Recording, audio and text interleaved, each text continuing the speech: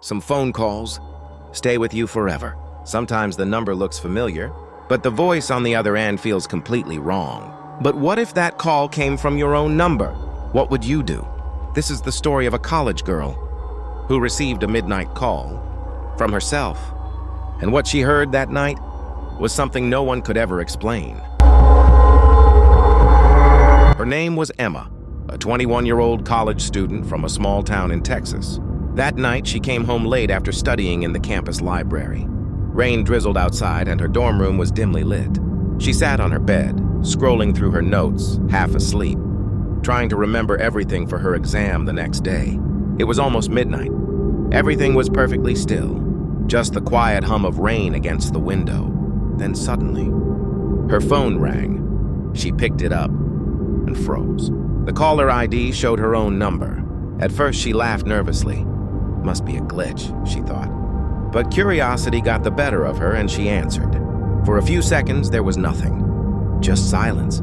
Then she heard breathing and a faint whisper. "You're tired, aren't you, Emma?" Emma's heart nearly stopped. The voice was her own. Emma immediately hung up.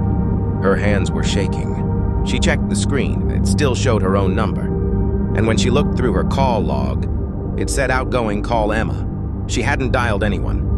Before she could process it, the phone rang again. Same number. This time she put it on speaker, afraid to hold it close. "Don't hang up," the voice said softly. "You need to listen," Emma whispered, trembling. "Who are you? Stop this!" "This isn't funny." There was silence for a moment. Then the same soft voice replied, "You forgot to lock your door tonight." Emma turned instantly toward her dorm door. It was slightly open. Heart pounding, she rushed to close it and locked it tight. But one thought kept echoing in her head. That voice didn't sound recorded. It sounded like she was hearing herself from inside her own mind.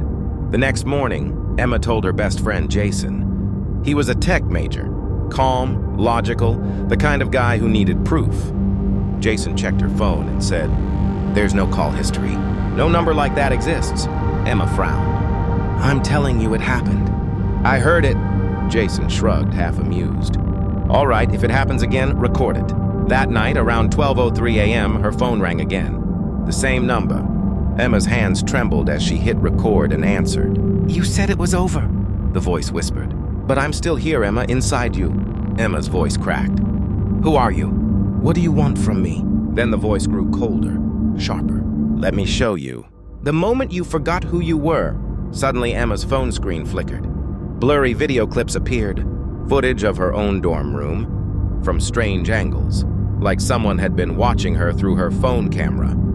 She dropped the phone in horror. The next morning, she went to the campus security office. They agreed to check the CCTV footage of her dorm corridor.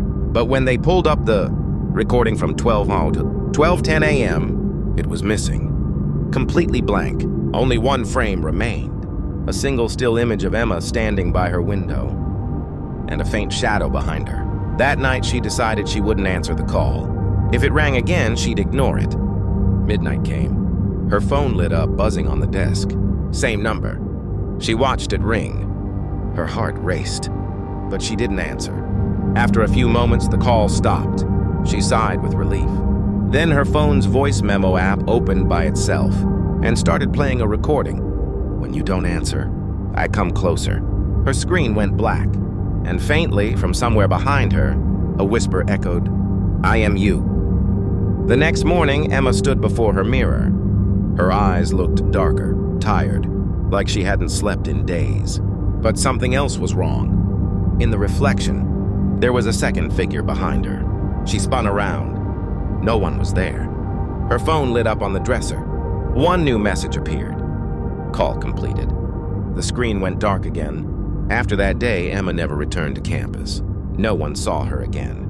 But residents still say, every night at exactly midnight, a phone rings inside her old dorm room. And if you ever try calling that number back, you'll see your own number appear on the screen.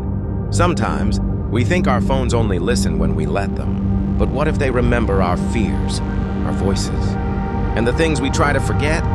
They say, if your own number ever calls you after midnight, don't answer it, because whoever's on the other end might not be you.